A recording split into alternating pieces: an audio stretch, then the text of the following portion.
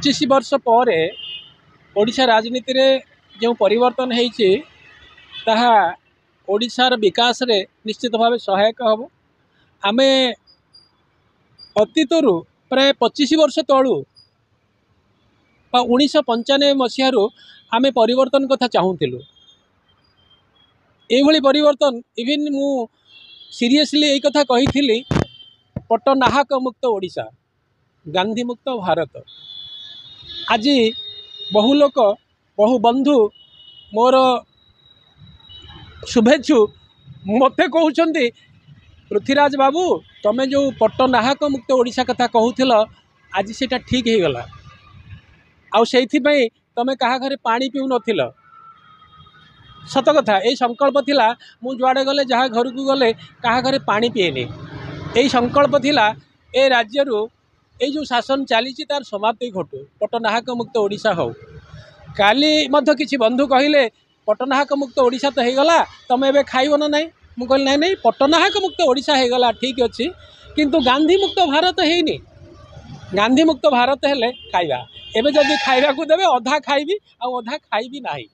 तेणु आपण मानकर प्रश्नर उत्तर या जे नुआ मुख्यमंत्री को मु मोर अनेक शुभेच्छा जनईबी। जहाँ आम चाहूलु सी ताहा करईदेले। से परिवर्तनर मुख्य कर्णधार आज आमर समस्तंकर मुख्यमंत्री, गरीब लोकर मुख्यमंत्री, साधारण मनीषर मुख्यमंत्री श्री मोहन चरण माझी महोदय। मु बेसी मिसिनी तथापि केते थर यही पुराना बस स्टैंड पाखे पीएमजी छकरे सहित मोर आलोचना होती। आज भी से कथा मोर मन पड़ जाऊँगी। पुणी देखा निश्चित हम यही नुआ मुख्यमंत्री सहित आम नुआ मुख्यमंत्री ठारू आशा करूँ जो माने जो OBC SCBC SC ST community जो लोग पाइबे। एवं आज मु ए मंत्रिमंडल को जदि आम एनालिसिस करवा एथिरे प्रतिनिधित्व ठीक अच्छे। जो माने ओबीसी एससीबीसी एससी एसटी प्रतिनिधित्व को लेकर ये जो मंत्रिमंडल टी गठन होती मु भावुची एभली मंत्रिमंडल भारत रे विरल। तेणु आमे व्यक्तिगत भाव आज मु आईन मंत्री श्री पृथ्वीराज हरिचंदन सहित मोर साक्षात है ठीक अच्छे। प्रभाती परिड़ा उपमुख्यमंत्री सी मत ठीक अच्छा। कनक वर्धन सिंहदेव जड़े उपमुख्यमंत्री दायित्व तुलेबे ठीक अच्छे। शिक्षा मंत्री हूँ, परिवहन मंत्री विभूति जेना हूँ, आउ पोलसर विधायक जीति से मंत्री होती।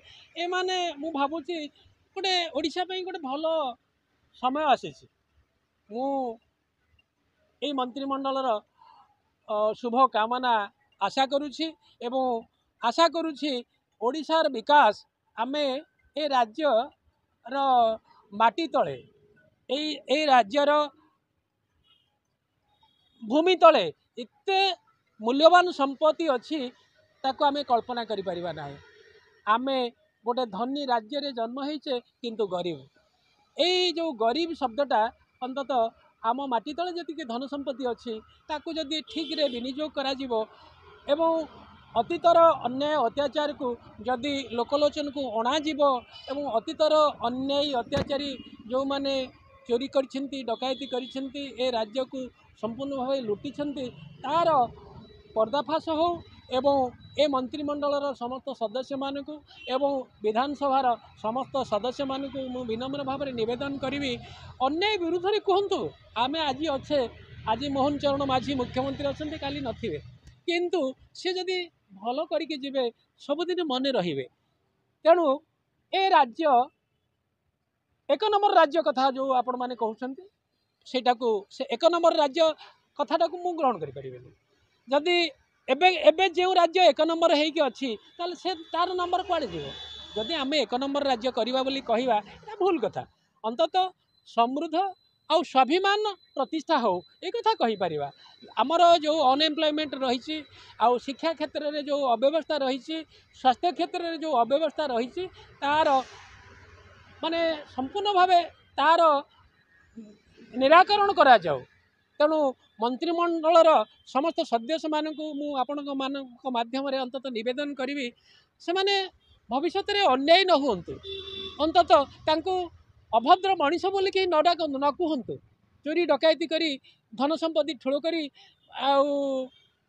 अन्यायर पहाड़ उपर ठिया किसी भल हो पार ना तेणु मु आपण मान माध्यम ये कहबी ये जो परिवर्तन होती परिवर्तन आवश्यकता थिला एमानकर गर्व अहंकार पूरा बढ़ी जाइथिला एमाने काहाकू मानु नथिले इंद्रचंद्र भी मानु नथिले तेणु गर्व तो कहार रही नहीं आपण जते गर्व अहंकार भितर रहिबे कौन हम सबू छाड़ी दिने जीवाकू हेबरे सबू मोर मोर कहू सबू मिछ बोली मिछ ए दुनिया मिछ कौन महाबाहु तेणु से जगन्नाथ पुणी यही कथाटा को पुणी बदल देले एवं परिवर्तन आमे जो परिवर्तन चाहूले से परिवर्तन आज आम पाखे आसी किंतु से परिवर्तन धाराटा को परिवर्तन सुओटा को आमे केते दिन आमे आमे देखिबा एटा होची हमर वर्तमान कथा परिवर्तन पळे आसिला आउ से परिवर्तन हावारे आमे जदी पुणी सेही पुराना रास्ता को जीवा ताले परिवर्तन माने किछि नाही पुणी विद्रोह आमे करियो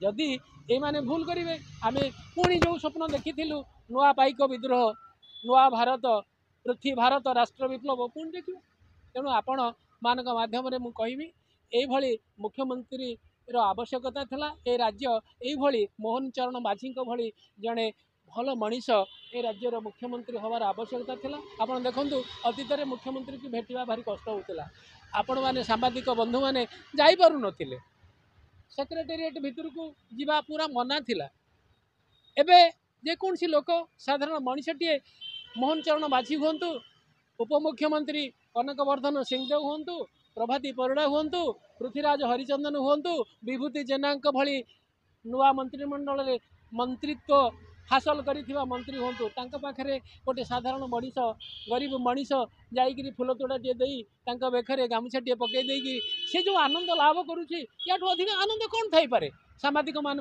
आज खुशी साधारण मनीष भी आज खुशी तेणु यही जो मंत्रिमंडल गठन है परिवर्तन